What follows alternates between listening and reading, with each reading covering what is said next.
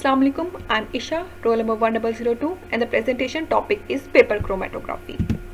So content हम discuss करते हैं कि हमने क्या क्या डिस्कस करना है इसके अंदर। Introduction, history, principle, type of paper chromatography, type of paper used in chromatography, development technique, drawing of paper chromatography, detecting agent, RF factor, factors affecting RE value and applications. ये सारे पॉइंट्स जो है वो हम आगे स्लाइड्स के अंदर discuss करेंगे। सबसे फर्स्ट है पेपर क्रोमेटोग्राफी होता क्या है। Paper chromatography is defined as a technique in which the analysis of unknown substance mainly carried out by the flow of solvent on specially design filter paper. आप ये diagram में देख सकते हैं कि हमने ये फिल्टर पेपर यूज किया हुआ है। इसके अंदर हम क्या करते हैं, हमें क्या फाइंड करना होता है, अननोन सब्सटेंस को फाइंड करना होता है। यहाँ पे डायग्राम में भी शो किया हुआ ये लिड है, ये पेपर है, सॉल्वेंट फ्रंट है और ये सॉल्वेंट यूज किया हुआ है। तो हमने जो एनालिसिस किसकी करनी है, अननोन सब्सटेंस की। हिस्ट्री की बात करें इसकी, paper chromatography was first introduced by German scientist Christian Friedrich in 1865. Paper chromatography is considered to be the simplest and most widely used chromatographic technique because of its application and isolation, identification and quantitative determination of organic and inorganic compounds. तो इसकी वजह से क्या होता है, paper chromatography को हम simple technique को रिप्रेजेंट करते हैं। तो टाइप्स ऑफ पेपर क्रोमेटोग्राफी की बात करें, 2 टाइप्स हैं इसकी, paper adsorption chromatography and paper partition chromatography. तो पेपर एड्सॉर्प्शन सिंपल क्या है, paper coated with silica and alumina act as stationary absorbent and solvent जो है वो एक्ट करेगा mobile phase. And paper partition chromatography की बात करें तो उसमें क्या यूज होता है, moisture and paper are present in the pores of the cellulose present in the filter paper and act as a stationary phase, और मोबाइल क्या यूज होगा, as a solvent. Then principle की बात करें, नेक्स्ट स्लाइड में principal इसका क्या है, the principle of separation is mainly partition rather than absorption. ज़्यादातर हम यूज करते हैं पार्टीशंस को यूज करते हैं। Cellulose layer in filter paper contains which act as a stationary phase and organic solvent as a mobile phase.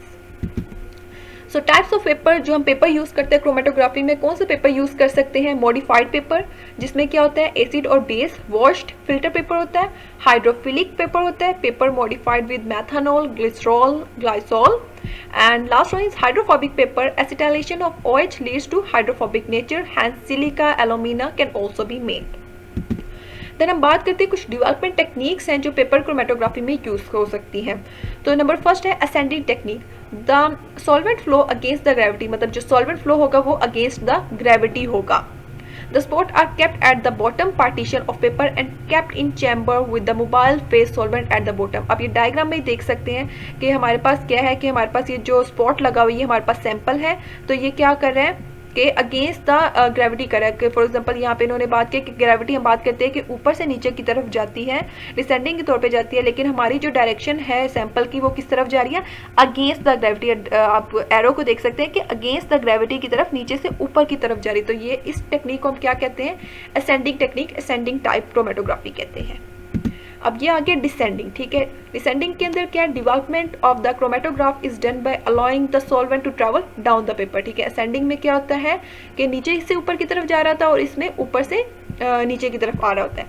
This is carried out as a special chamber where the solvent holder is at the top, the spot is kept at the top and the solvent flow down the paper. इसका advantage क्या है कि development faster होगी, क्यों, क्योंकि यहाँ पे आपको स्पॉट, जो सैंपल स्पॉट है वो क्या ऊपर की तरफ है और ये हमारा जो सोल्यूशन होगा वो सारा नीचे की तरफ जा रहा होगा। तो ये हमारे पास डिसेंडिंग क्या है कि हमारा क्या कहते हैं, कॉन्सेंट्रेट द ग्रेविटी है।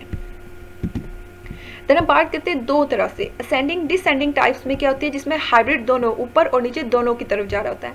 A hybrid of 2 above technique called ascending descending chromatography, only length of separation increase first ascending tech follow by the descending. मतलब पहले हम बात करते हैं असेंडिंग जाएगा और देन उसको डिसेंडिंग करेंगे।